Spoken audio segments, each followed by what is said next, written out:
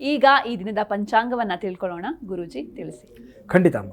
ಓಂ ಶಂ ಅಗ್ನಿರಗ್ನಿಭಿಸ್ಕರಚ್ಛನ್ನಸ್ತಪತು ಸೂರ್ಯಃ ಶಂವಾತೋ ವಾತ್ವರಪಾ ಅಪಸೃತಃ ಪ್ರಜಾಪತೇನ ತ್ವದೇತಾನ್ಯನ್ಯೋ ವಿಶ್ವಾ ಜಾತಾನಿ ಪರಿತಾಮಭೂವ ಯತ್ಕಾಮಾಸ್ತೇಜುಹುಮಸ್ತನ್ನೋ ಅಸ್ತು ವಯಗ್ಗಸ್ಯ ಮಮತಯೋರಯೀಣಾಂ ಇಮಯ್ಯಮಃ ಪ್ರಸ್ತರಮಾಹಿ ಸೀದಾಂಗಿರೋಭಿಃ ಪಿತೃಭಿಃ ಸಂವಿಧಾನಃ ಆತ್ವಾ ಮಂತ್ರಾ ಕವಿಶಸ್ತ್ವಾ ವಹಂತ್ವೇನಾರಾಜನ್ ಹವಿಷಾಮಾದಯಸ್ವ ಅಧಿದೇವತಾ ಪ್ರತ್ಯಧಿದೇವತಾ ಸಹಿತಾಯ ಶನೈಶ್ಚರಗ್ರಹಾಯ ನಮಃ ನಮಸ್ಕರೋಮಿ.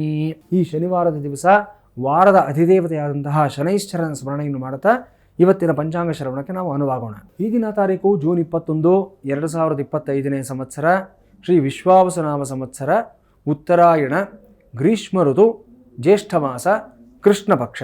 ಏಕಾದಶಿ ತಿಥಿ ರಾತ್ರಿ 1:31 ಇರುತ್ತೆ. ಈ ದಿನ ಶನಿವಾರ, ಅಶ್ವಿನಿ ನಕ್ಷತ್ರ ಸಾಯಂಕಾಲ 5:27 ಸಹ ಇರುತ್ತೆ. ಅತಿಗಂಡ ನಾಮಯೋಗ, ಭವನಾಮಕರಣ. ಇನ್ನು ಸೂರ್ಯೋದಯ ಬೆಳಿಗ್ಗೆ 5:53 ಸಂಭವಿಸ್ತಾ ಇದೆ. ಸೂರ್ಯಾಸ್ತ ಸಾಯಂಕಾಲ 6:48 ಸಂಭವಿಸ್ತಾ ಇದೆ. ಇವತ್ತಿನ ಅಮೃತಗಳಿಗೆ ಬೆಳಿಗ್ಗೆ 10:32 ಸರಿಯಾಗಿ ಸಂಭವಿಸ್ತಾ ಇದೆ.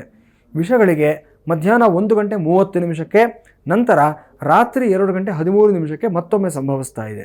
ಸೌರಮಾನ ಪಂಚಾಂಗದ ಪ್ರಕಾರ ಈ ದಿವಸವನ್ನು ಮಿಥುನ ಮಾಸ ತೇದಿ 7 ಅಂತ ಗುರುತಿಸ್ತಾ ಇದ್ದೀವಿ. ಇವತ್ತಿನ ರಾಹುಕಾಲ ಬೆಳಿಗ್ಗೆ 9:12 10:48 ಸಹ ಇರುತ್ತೆ.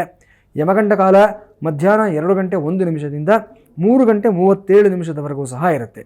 ಇವತ್ತಿನ ವಿಶೇಷ ಆಚರಣೆಗಳ ಬಗ್ಗೆ ನಾವು ಗಮನಹರಿಸಿದ್ದಾದಲ್ಲಿ ಈ ದಿನವನ್ನು ಬುಧ ಜಯಂತಿ ಅಂತ ಗುರುತಿಸಲಾಗ್ತಾ ಇದೆ. ನವಗ್ರಹಗಳಲ್ಲಿ ಬುಧಗ್ರಹ ಆವಿರ್ಭಾವವಾಗಿರತಕ್ಕಂಥ ದಿವಸ, ಬುಧಗ್ರಹನ ಅವತಾರವಾಗಿರತಕ್ಕಂಥ ದಿವಸ ಇದಾಗಿರುತ್ತೆ. ಹಾಗಾಗಿ ಈ ದಿನವನ್ನು ಬುಧ ಜಯಂತಿ ಅಂತ ಗುರುತಿಸ್ತಾ ಇದ್ದೀವಿ.